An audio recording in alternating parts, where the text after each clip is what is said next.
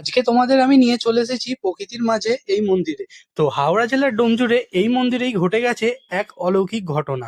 রাত 12টার পর এখানে বাইরে বেরোনো নিষেধ, কারণ রাতের অন্ধকারেই এখানে ঘোরাফেরা করেন মা চামুন্ডা। তো রাতের বেলা মন্দিরে একটুও আলো জ্বলে না। আর এই অশ্বত্থ গাছটি একটা অলৌকিক ঘটনার সাক্ষী ছিল। আমফান ঝড়ে নষ্ট হয়ে যাওয়া গাছটি পরের দিন সকালে আবার আগের মতো হয়ে যায়। আর এই মন্দিরের মধ্যে কোনো আলো থাকে না, কারণ চামুন্ডা মাতা অন্ধকারে থাকতেই পছন্দ করেন।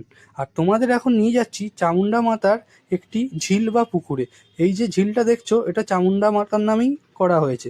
20-30 বিঘা জমি নিয়ে এই মন্দিরটা গঠিত।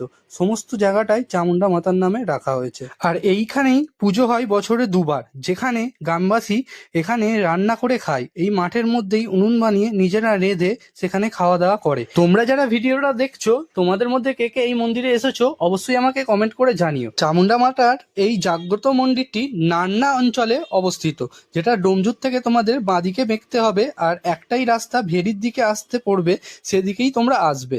তারপর আমরা চলে গেছিলাম নান্না কালীবাড়িতে। তো এখন বাড়ি ফিরছি। ভিডিওটা সবাই লাইক করে শেয়ার করে দাও।